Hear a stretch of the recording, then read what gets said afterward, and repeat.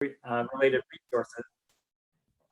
You can visit the CPDC page on the Connections 2.0 site, and to schedule an appointment with your career advisor, you can also visit the link in the chat box below to find out how. So I would also like to thank Professor Pennington for collaborating and his efforts in putting together today's panel. If there's anything you'd like to add, feel free to interject or jump in. And then for students, as you're pitching your career future and considering your professional goals, I would encourage you to think about the insight that today's panelists bring and consider how learning about their experiences may apply to your career future. I would also encourage you to use this opportunity towards the end of today's event to ask the panelists any questions that you might have and to gain their unique perspective. So without further ado, I'd like to introduce today's panelists. We are joined today by Ryan Quijones, partner and project manager at Amendment 2 Consultants. We are also joined by Katie Lade, who is both a park guide for the National Park Service and currently working at the Gateway Arch National Park. Katie is also a graduate assistant at the St. Louis Mercantile Library. And finally, we are also joined today by Haley Sante, who is an immigration paralegal at Hacking Immigration Law, LLC. So thank you, panelists, for taking some time out of your day to join us. And if you could we have you go around and just tell us a little bit about what you do and how you got involved in your field? So sort of a career origin story, if you will. Whoever would like to get started, feel free to jump in. I can start if you'd like. Great. So my name's Haley, and I actually just graduated from Webster this past December. I graduated on a Friday and got this job on the Monday. So I'm born and raised in St. Louis, and I got a bachelor's degree from Webster in political science, emphasis in public law with minors in human rights and history. And I interned at the League of Women Voters of St. Louis, which kind of got me a lot of exposure to immigrants because we did a lot of work at naturalization ceremonies at the old courthouse downtown. And I attended a lot of those and helped immigrants register to vote, new citizens register to vote. And that kind of sparked my interest. And when I found this job opening, I was really interested because that was my absolute favorite part of my internship. I started this job on December 15th. So I'm still relatively new here, but I love it so far. And yeah, I'm an immigration paralegal and I work with my attorney in the lawsuits division. So we file lawsuits for clients whose immigration cases have been pending for an unreasonably long time. So we sue USCIS, State Department, and Department of Homeland Security.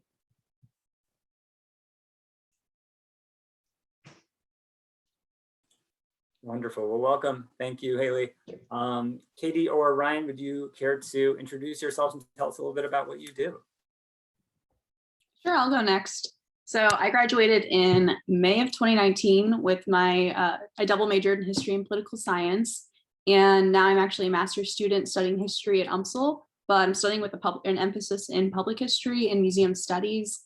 Currently, as John said, I work at the National Park or with the National Park Service, and I'm a park guide, which is kind of like a step below park ranger. So I just talk about history and I spend 2 hours a day at the top of the arch talking about history and then also calming down people who are crying.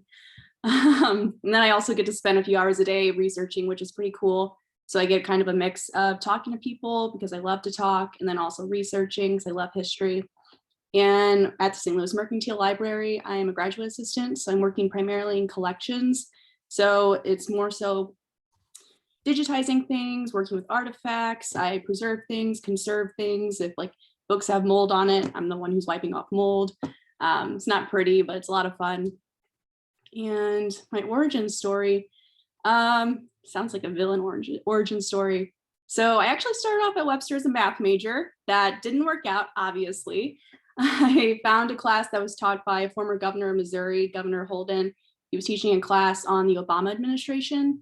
And so I dropped my calculus class and I switched my major without telling my advisor. I don't recommend doing that, but I did that and switched to political science, took the class. I started interning for a few campaigns and that was a lot of fun. But then I can't remember if it was my second semester or third semester. I just took about 5 history courses I think 2 with Dr. Pennington, and I just fell in love with history. So I decided to double major and focus more so on history. And that's where my journey started, and looking into grad schools and really deciding what I wanted to do with my life. And I realized that academic history is wonderful, but I talk way too much to want to do academic history. So I decided public history was great because I get to work in customer service and work with the public, meet a lot of great people, but I also get to study history.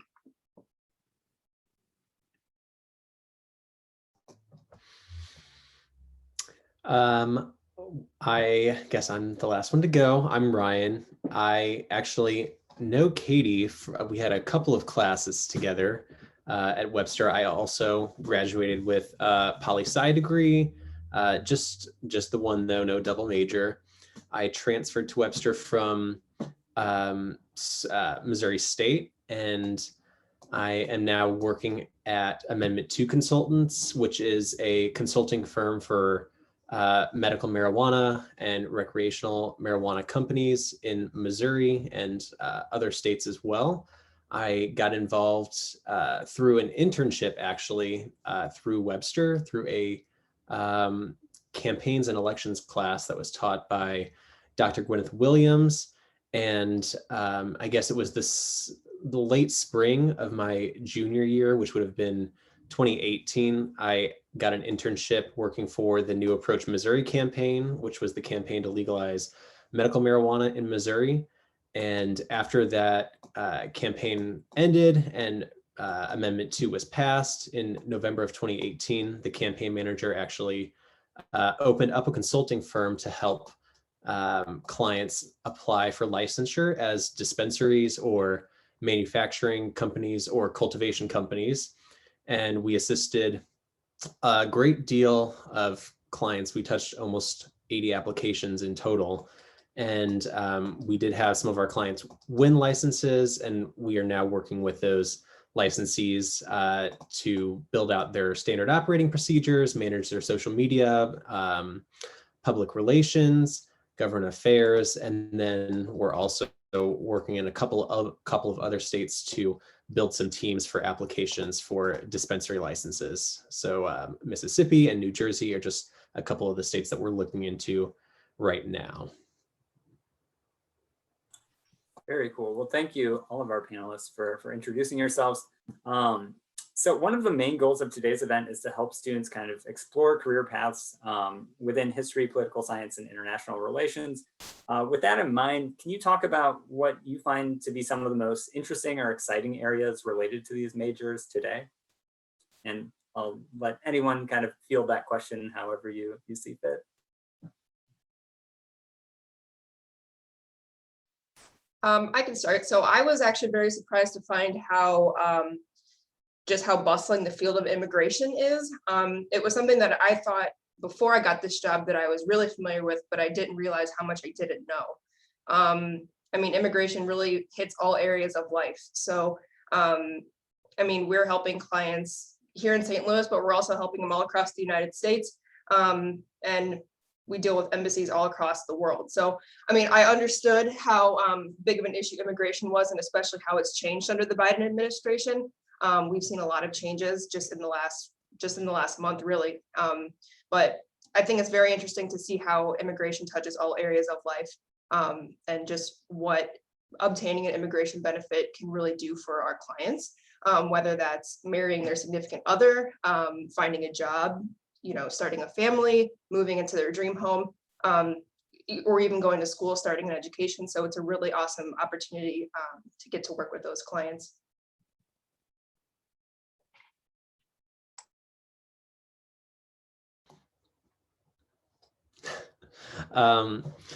What I would say about the marijuana industry in general is that it is becoming less and less partisan, but it is still an extremely political issue. I don't know if you've seen in even the past couple of weeks news about some White House staffers that were fired because of past marijuana use. So even under a democratically led presidency, it's still not entirely certain what the future of federal legalization might be. And so that leaves things to be legalized and regulated on a state level. At this point, we've got 16 states that have legalized recreational marijuana.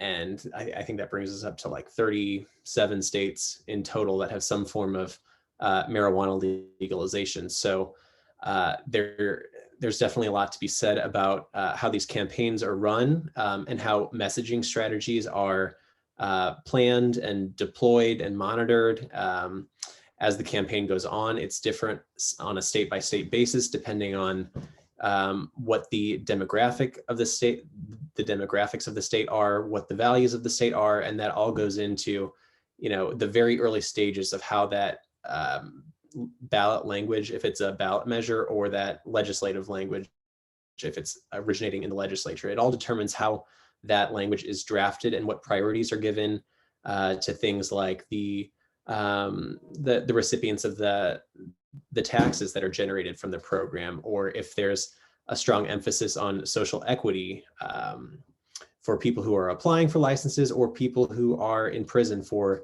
marijuana convictions. So there's definitely a lot to be said about the political aspects, and it really does vary even on a more granular level, sometimes on a municipality by municipality basis, because certain municipalities in certain states are able to actually ban dispensaries from going up in their cities. So it's definitely important to have good connections with your representatives and with your local stakeholders.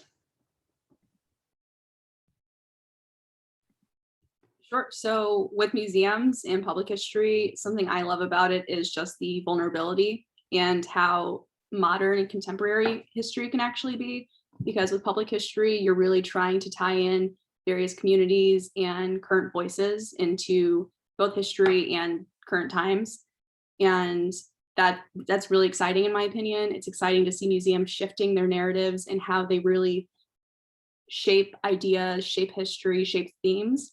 And if you've seen like postings from art museums or history museums asking about things like artifacts that have to do with the pandemic, that's public history and working right now, because people are trying to collect stories, oral histories, they're trying to collect artifacts or just like notebooks. I found a quarantine to-do list I was making back in April.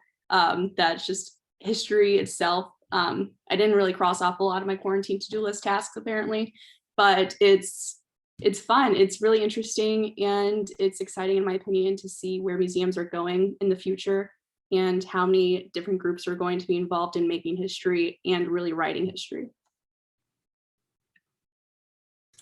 Awesome. Well, thank you. So I'm curious for our panelists to kind of get your insight. How important has making professional connections been in your career development? And then are there any tips that you have for students regarding establishing and maintaining your professional connections within your industry?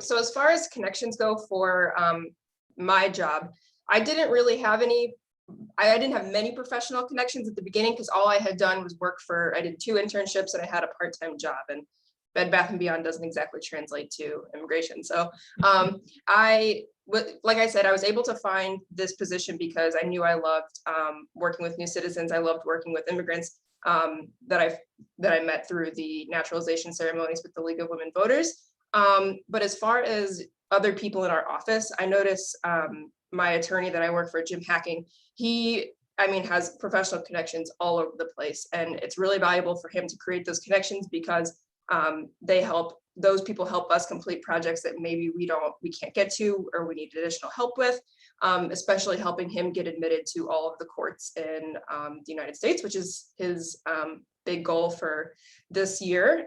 He's working on getting admitted to all US district courts in every state. So, and for all of those, you need a sponsor, an attorney sponsor. So we're working on that. And without his connections, that would be really hard to do. So I would say that, especially for the people here in the office, immigration is a huge topic, and it spans all different types of cases, all different types of embassies, and just anything you can think of.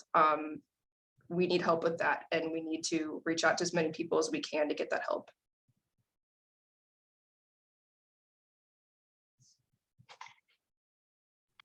So I would say, in my experience, professional connections are so important.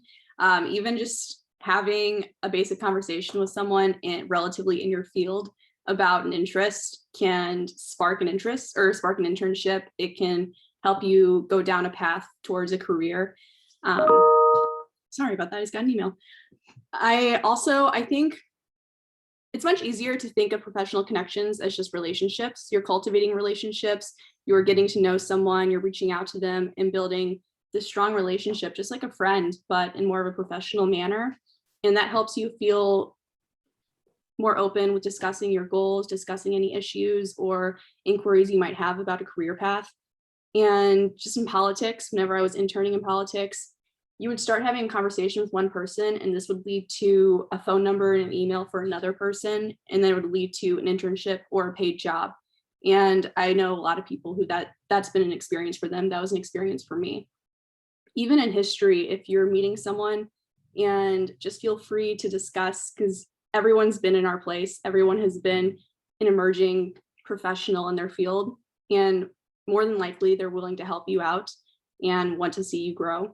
So it's just so important to every few months send a check-in email, contact someone on LinkedIn, or if you're friends on Facebook, just contact them and let them know like what you're doing, ask them what they're doing, and cultivate that relationship. And don't think of it as artificial either, which is something I struggle with. Don't think of it as just trying to get something from someone, but rather you're building this friendship and working together so you can get to know them in the long run. Yeah, I definitely want to echo what Katie said. She basically took all of my points there.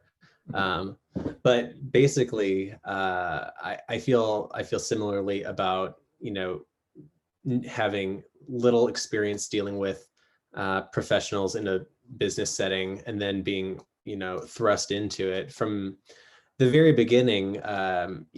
Getting if it was simply an email to the campaign manager, pitching myself and my studies and asking for an interview. The interview led to, sorry, it's telling you my connection's unstable. Can everybody hear me okay? Yes. Okay. And yeah, so the interview led to an internship, and the internship led to a job. But then even further than that, being in the consulting industry, it's very important, regardless of what industry it is, for consultants. A big part of what your value is your network and your expertise and your current knowledge on industry know-how. So all that comes with business connection, and there's a variety of ways that you can become more plugged in with the industry that you're looking at trying to be a part of.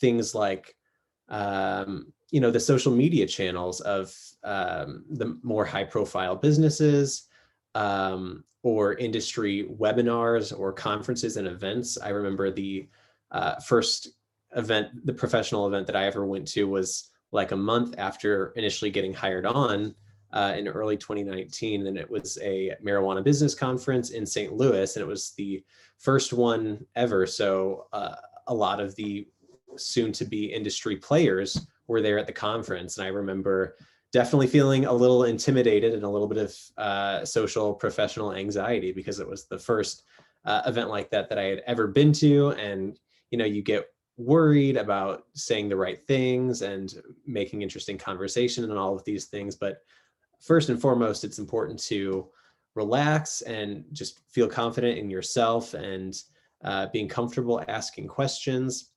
And that people usually hold that in a much higher regard than just your ability to answer their questions or be extremely knowledgeable. Yeah, thank you. Great points all around. And Katie, I really appreciate your emphasis on, networking sometimes gets a bad rap, but ultimately is cultivating those relationships. And so I think thinking about it and being genuine with that is always important. Ryan, you mentioned something, attending conferences and that being kind of a part of your past. I was wondering, can you all tell us about the importance of professional development opportunities and what you can do to make sure that you are staying up to date regarding your industry's news and kind of current happenings?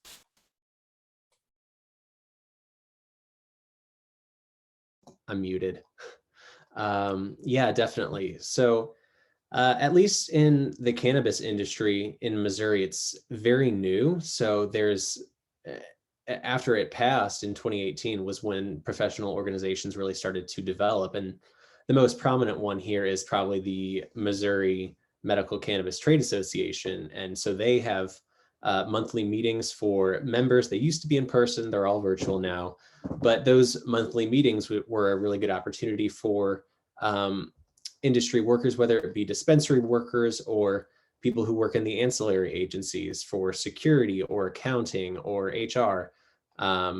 Everybody comes to these meetings for an hour or so of updates.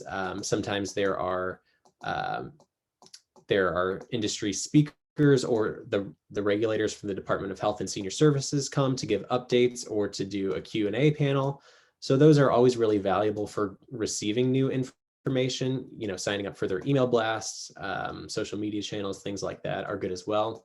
And it's also a really good opportunity to meet other industry professionals, maybe people who are your counterparts doing the same work as you, the people who are your competition, or people who are, like I said, ancillary service providers. And as a consultant, it's just really valuable to have a wide knowledge of all subjects that relate to your industry. So as much knowledge as you can get for yourself with these sort of events or agencies, your industry newsletter or newspaper, it's really valuable to sign up for their updates and to follow their social media channels as well.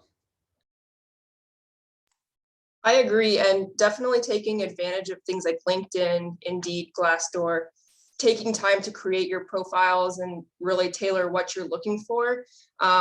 Because all of these professional development like websites or job search websites, networking websites, they kind of help you open your eyes to careers that you didn't really know that would be good fits for you, but they actually are. A lot of professional skills and kind of like knowledge sets transfer well to other things that you wouldn't really expect.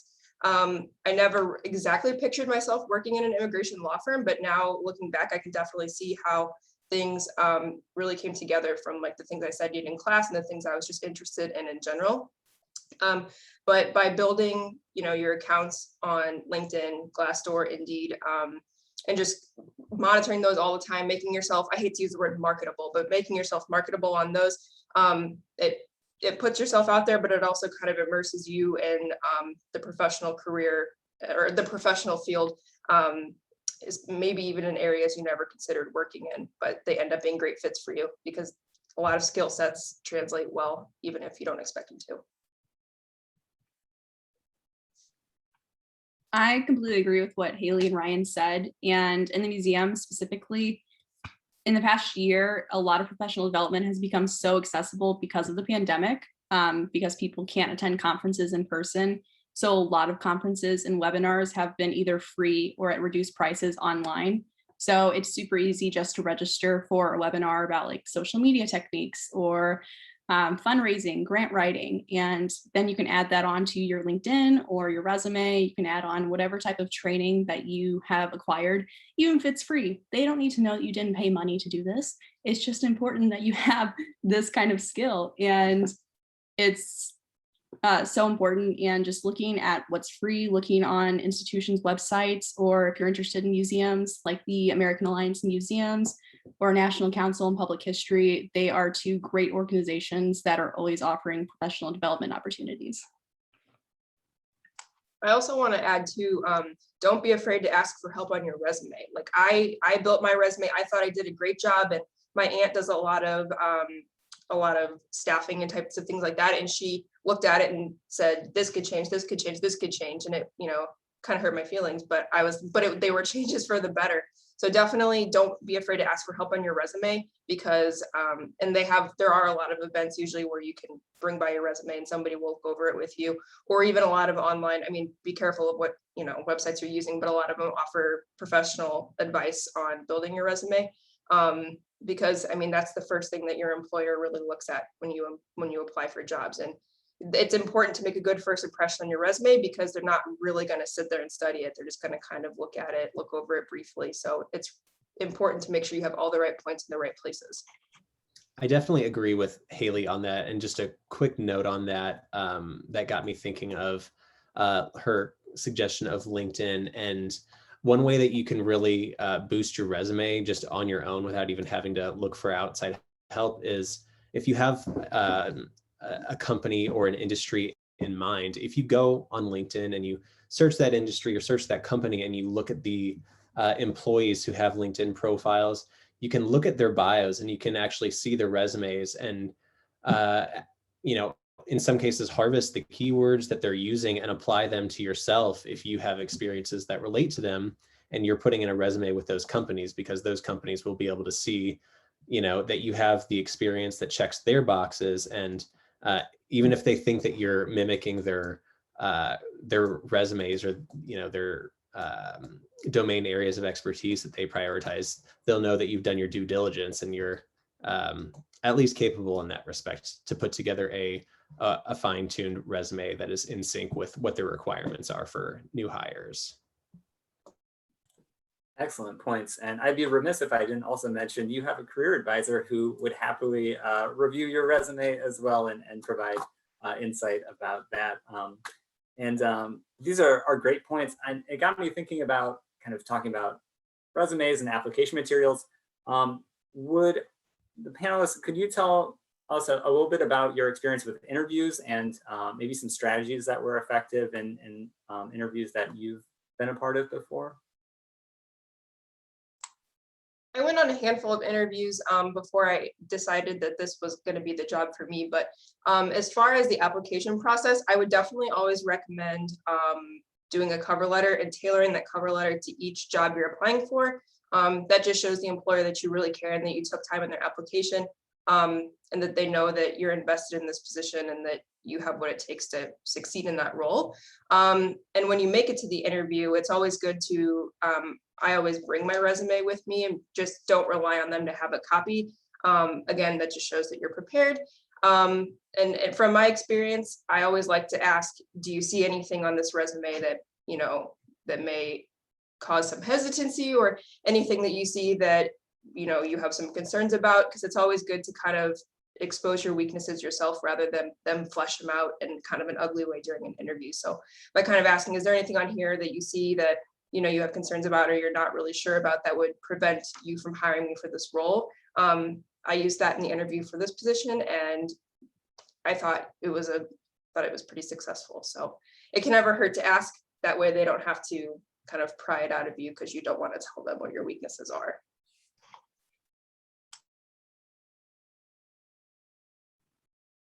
Something that I always try to focus on, or at least with entry-level positions or internships, is hitting on those soft skills, hitting on the fact that you can communicate, you can work with others, you can accept and receive constructive criticism, and that type of willingness to learn. Always stay teachable, always be adaptable, and show your employers that you're not going in there with just this one straight mindset, that you're willing to learn and adapt to what they're looking for and can bring something positive to the team. And just show that you're passionate, show that you're excited for the job. I think it's really easy for me because I think museums are really fun. So it's really easy just to talk about how much I love history, and that excitement, even if it's a phone interview, can show in your voice. They can tell you're smiling. And something else I was going to bring up about resumes, I don't remember what my other point was. If I think about it, I'll get back to you. But I don't remember what it was. Ryan, if you have something, you can go. Yeah. I guess after the initial questions that the interviewer will ask you, I think it's important to demonstrate your inquisitive nature as it relates to the position, and really pick the interviewer's mind, you know, if time allows, on what their insights are into the company, what the culture is, and any questions that are relevant to you. There's no need to really ask fake questions, but do be genuine in asking. I think it shows that you care about the position, and it might lead to unearthing some interesting information that wouldn't have otherwise come up in the interview. Ryan and I are on the same wavelength because I was going to bring up questions. That was what I was going to say. And if you know who you're going to be interviewed by, then I would recommend also looking at their LinkedIn because there's a good chance they'll have a LinkedIn. One recommendation is just to make sure you're anonymous. They don't see you checking their LinkedIn, but it's so important and you'll know where they're coming from because I had a phone interview about a month ago and I knew what the 3 individuals interviewing me, their background, and I was just prepared for what they could potentially ask me, or if they asked me a question about like hobbies or some type of similarity we have, then I was going to be thrown through a loop. They would just know and I would be prepared. And definitely go into the interviews too, having some just background knowledge of the company or whatever you're applying for. It always helps to kind of, bring up something like, hey, I noticed on your website that your firm, your company worked on this project. Could you tell me more? Translate into a question or say, I found that very interesting. It just shows that you're invested in their mission as well as landing the job itself. Yeah, and I really appreciate the, Katie, you mentioned that if you're genuine, if you're enthusiastic, that they can hear that, whether that's a phone call or whether it's a virtual interview or whatever it may be. But definitely being genuine, being enthusiastic. These are things that employers typically look for. So you're all fairly recent grads, and so I'm curious to get your input. In the transition from being a student to the world of work and being a full-time worker at your respective positions, were there any particular surprises or challenges that you weren't really expecting? And how did you overcome those challenges? And what would you recommend for our students to be prepared? So I already kind of felt like I had a decent time management kind of schedule, especially when I was a student. The transition was pretty sharp from school to work. I started working the week after I graduated, but definitely time management and learning like what projects are priorities, and setting priorities has been a big challenge for me at least. And that was something that I was a little bit surprised about because at least in my job for my role, you're working on like 100 things at once and you have to sit down every day and look at your tasks and think, can this wait? Is this urgent? Is this something I need help with? And just really itemizing your list of things to do and looking through it and understanding what needs to be done now, what can wait. Because time management is crucial, especially if you don't have somebody looking over your shoulder all the time, especially when you get out of that training phase. You do have some help and you do have somebody kind of holding your hand and walking you through, but once they kind of turn you loose on your own, you're expected to manage your time and get everything done and meet those deadlines. And also creating a good work-life balance. I would say I've been at this position since December 15th, and I'm just now finding my rhythm. I had a pretty good schedule because I was able to work around class times, but now working, 7:45 to 4:30 every day, you obviously have less time to get things done. So creating a good work-life balance and just keeps your mind refreshed every day when you come in. So I think that goes hand in hand with time management because you are, spending your time after work, kind of decompressing and preparing for the next day. So you're performing at your best every morning when you come in. I definitely feel with Haley on the time management and prioritizing tasks aspect of things. That definitely was a major shift in my mindset, switching from college to work. Actually, the first couple of months of working full time, I was still in school and working 2 other jobs. So I got a real crash course on how to prioritize assignments, sleep, meals. But another thing that surprised me about switching from school to work was how much business can be done over email. I, to this day, feel like I'm in a constant battle that I'm waging with my email inbox to keep it from overflowing to over 50 pages to where you get multiple pages of emails. So that's something that I really had to discipline myself on, how often to check email or how often to spend typing out an email. And then I learned pretty quickly on not everybody reads email or will read your email in full. So trying to figure out the right balance between phone calls and emails, and when is it appropriate and when is it best to do one or the other. Email feels like a lame thing to talk about, but it definitely does get a significant portion of my time and attention. I completely agree with both Haley and Ryan. Time management is so important, especially because you don't have the Canvas updates telling you something's due. And if you don't have a micromanager, then they're going to leave you until the deadline's there. And you're like, oh, I dropped the ball on this. I'm sorry. But another thing I was so surprised by and highly recommend is setting boundaries and feeling okay with saying no, because you don't want to face burnout. You also don't want to overload yourself. Because I work 2 jobs. I'm working about 50 hours a week and I go to grad school. And so I'm starting to learn how to finally say no with a month left of grad school.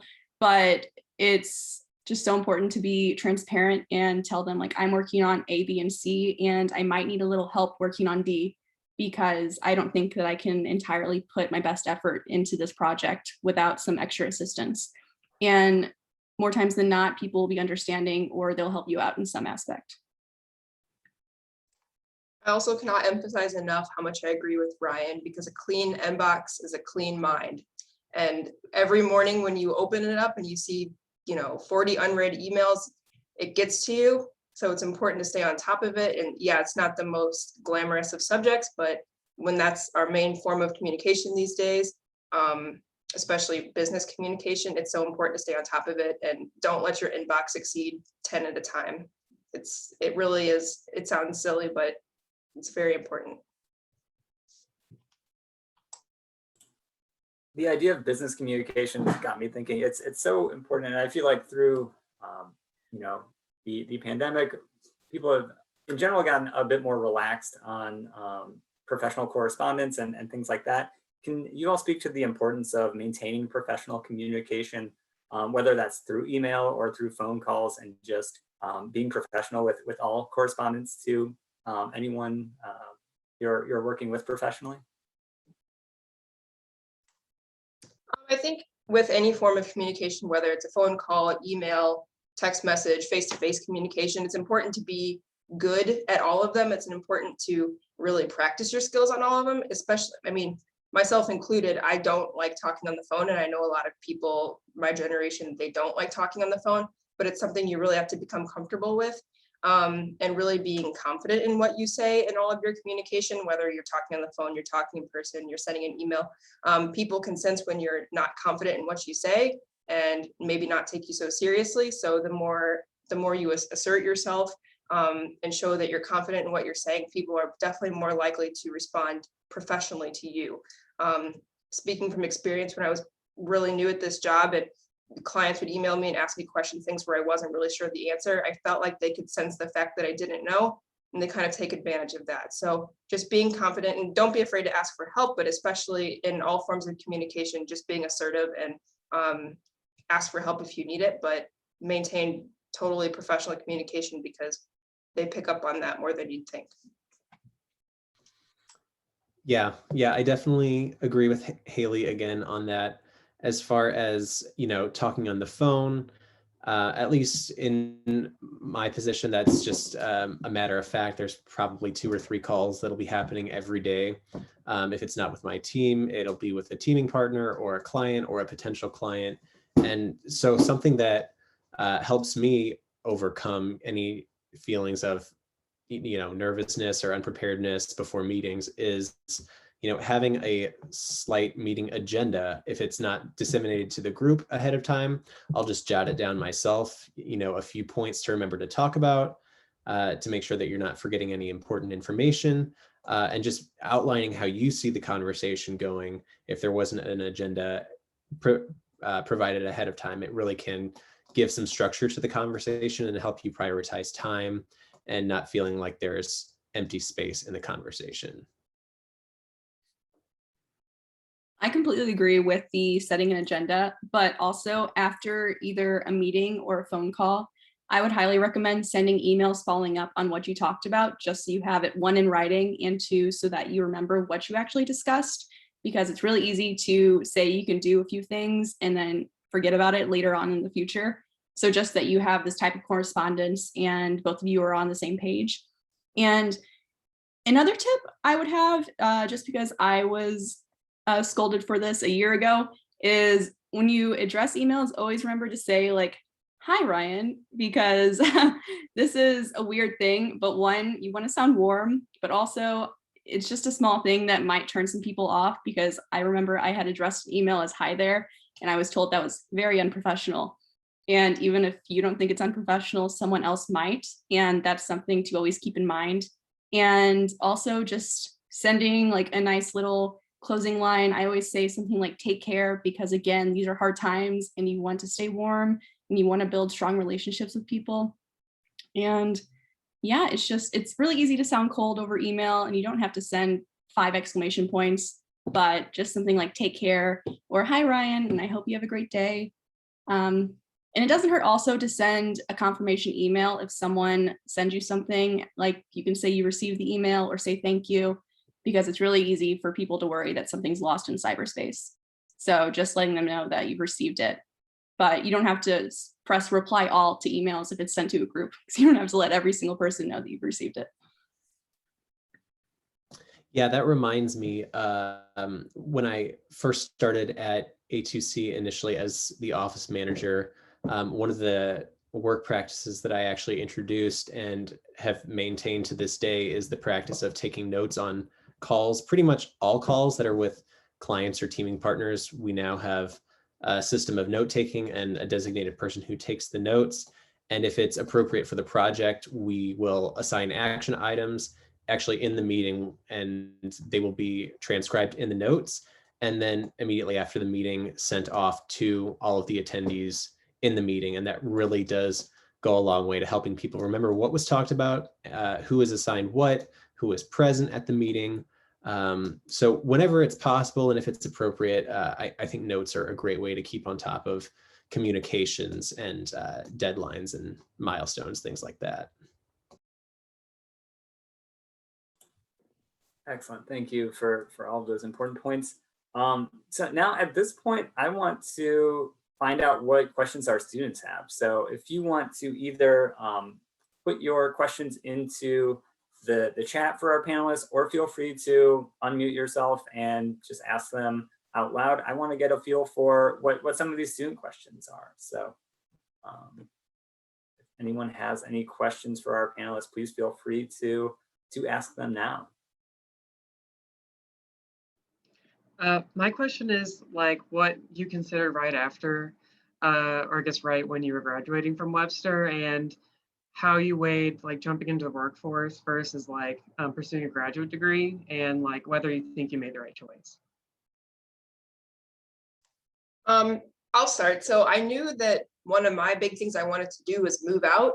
I was eager to be on my own. I love my family, but I was ready to kind of establish myself as an independent person.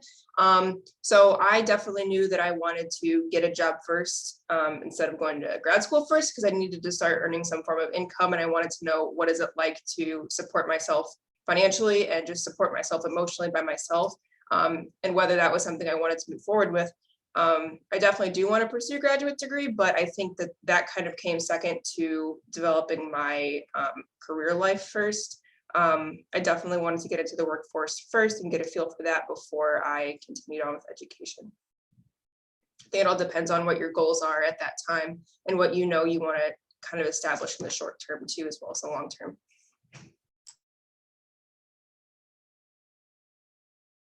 I definitely agonized over this question for a long time going into my senior year, because I had studied abroad through Webster and I was certain that I wanted to go to grad school, probably in Europe, but definitely another country. And so it took a lot of mindfulness and brainstorming what my future was going to be, because a lot of people that I talked to who pursued graduate degrees, the number one piece of advice was don't go to grad school unless you know what you're going for and what you want. And I had kind of a general idea that I wanted to do something in politics, but it wasn't clear enough of a decision to me, to make the call to pick a school or to pick a program. And so this was the fall of my senior year, which would have been 2018 fall. And eventually I just made the decision to not send in any applications at all to grad schools because I got offered the position at A2C and I thought it might be going somewhere. And with every passing day after I accepted the position, it just seemed more and more like the path for me. If, for the immediate future, for the next couple of years, I'm still not sure, but with each passing day, it seems like the cannabis industry and cannabis politics is something that I'm very good with, I'm very comfortable with, and is going to be a really secure industry. So there was a lot that went into my decision, but it was something that I pondered and stressed about for quite a long time during my senior year. So I am in grad school. So I went the opposite route. My freshman year of college at Webster, the first time I met Dr. McNeil, my advisor, I immediately said I wanted my PhD. And he went, sit down, and spent about an hour telling me why I should not do that. Dr. Pennington also did it quite a bit, and Dr. Chappell. And, that still might be in my future, but right now I'm just in my master's program. So I kind of knew immediately from the start that grad school was just going to be my next step. One, I was terrified of trying to get a job in the history field, just a bachelor's. It's pretty competitive, and even people with masters struggle. And so I was just not ready. I didn't want to be a barista full time for about a year while I was trying to get a job or get into grad school. So I spent about 2 semesters prepping, studying for the GRE, trying to get conference presentations under my belt, which was a lot of work. But again, the professors are amazing. They're all really great at supporting you. And my decision to go to grad school was difficult. I cried a lot. I cried in the Priest building a lot, but that's okay. And my one recommendation, if you do go to grad school, is make sure you're getting some type of practical experience. And one thing also, try to get them to pay for your tuition, and even better, try to get a stipend while they're paying for your tuition. So you at least know you'll have some steady income, and you'll have this professional experience to add to your resume, and you'll have references once you're out of school, because it's hard to get that first internship. It's hard to get that first job, but once you get that type of experience, it seems like it's much easier to start getting more jobs. It's just getting your foot in the door first. And that's the most important thing, really, in my opinion, because if you're going to grad school, again, like Ryan said, make sure you know what you want to do. One thing I would add real quick, just to reiterate some points Katie made, and I think this applies, whether you've started a career, you're working professionally like Ryan and Haley are, Katie was an outstanding student. And one of the things I remember in conversations with her when she was thinking about graduate school, and this is just a bit of advice I would have for anybody who's considering it, is don't be shy, kind of about tooting your own horn and letting people know what your strengths are. And Katie, you can elaborate on this if you want, but I know there were a couple programs Katie applied to where she was a little disappointed that she didn't get the funding she was hoping for. And one of the conversations that I had with her was trying to convince her that the people that made those decisions at those schools were fools, that they didn't realize what a talented student they were passing on. And so I think, because I've kept in touch with Katie while she's been working through graduate school, and I think she's very happy with the choice she made. And she got great funding. So that's just one bit of advice I would insert for any of you who are considering graduate school. Don't be afraid when you're going through that process, the application process, interviews, talking with faculty at programs where you think you want to work, don't be afraid to ask, what can you do for me? What kind of support is available? What kind of fellowships? What sort of scholarships? And really advocate for yourself. And don't feel bad about walking away from a place that's not giving you, the financial scholarship support that you need. I just like to echo what Katie said and also say that, yeah, I think the idea of a plan B is more and more important for graduate school. And a lot of people get masters or PhDs in a humanities field, and then they end up doing all sorts of cool and interesting things, including public history. Just like, Ryan and Haley with undergraduate degrees are doing really cool things right now too. So PhDs in history don't end up, with no job prospects whatsoever other than minimum wage. You really can do a lot of cool and interesting things, even if you just want to get the PhD just because you want to spend 7 or 8 years doing research and writing stuff. There'll still be opportunities out there for you.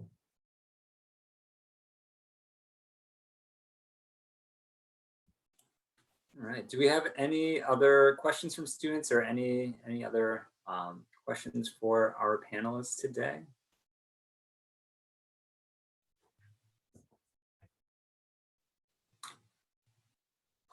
If not, well, continue thinking about them and feel free to put them in the chat. But I guess at this point, I want to ask our panelists, given all of your experience, what is your parting wisdom or final piece of advice for students that they can take with them as they embark on their professional journey?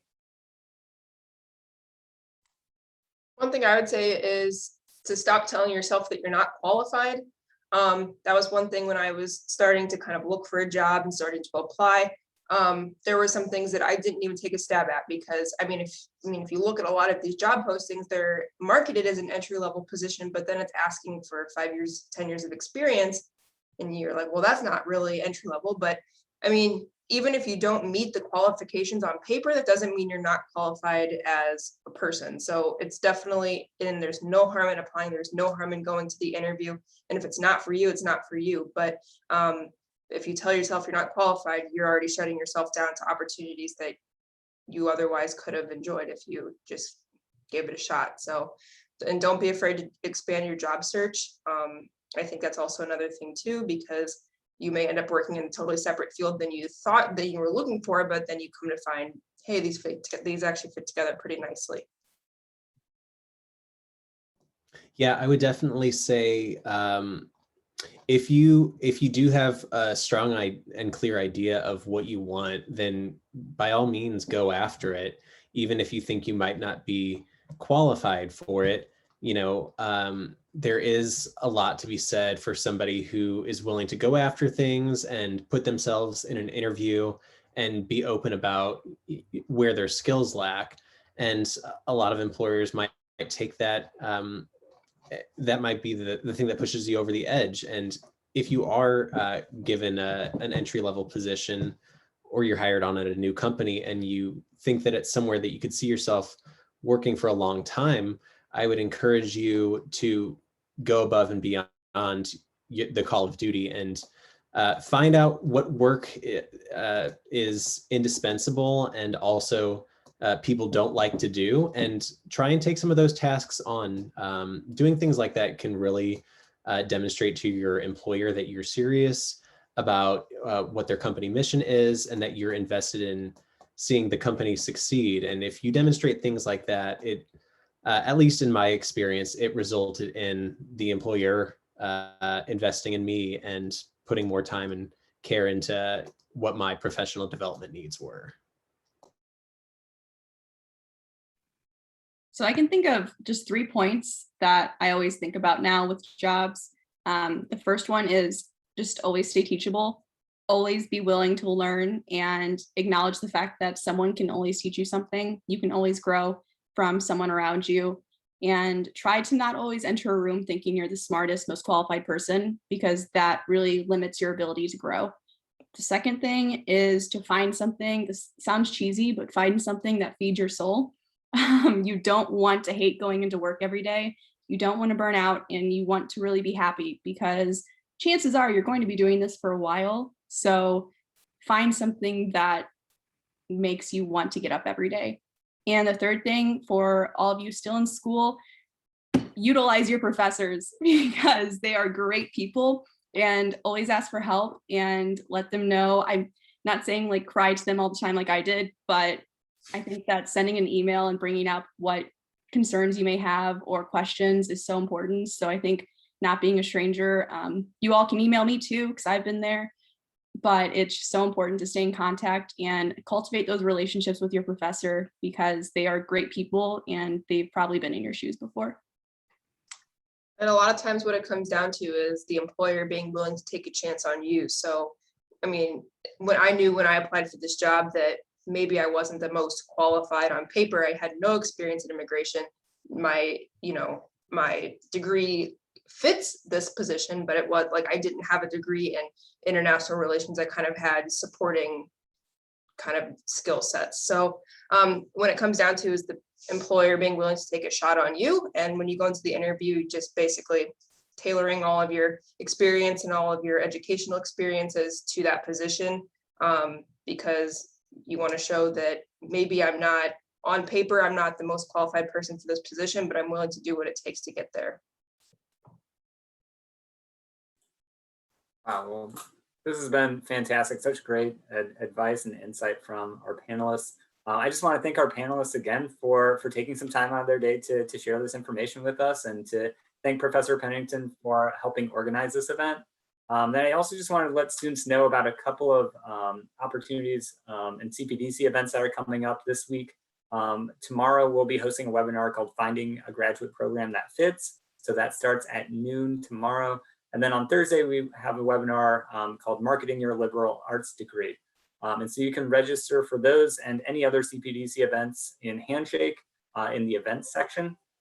So thank you again for attending, and thank you, panelists. And I hope everyone has a great rest of their day. Yeah, thanks, John. And just if you want to share my email with the class, if anybody has follow-up questions, you can feel free to do that. Excellent. Me too, that's fine with me as well. Yeah, and thank you, Dr. Pennington, for the invite. Oh, yeah. And thank you all for coming. I don't have anything to add to John other than we really appreciate it. And it's always great to have our alumni back telling us what cool things they're doing. Well, thank you again, everyone. Have a great evening. Thank you, bye. Bye-bye. Bye.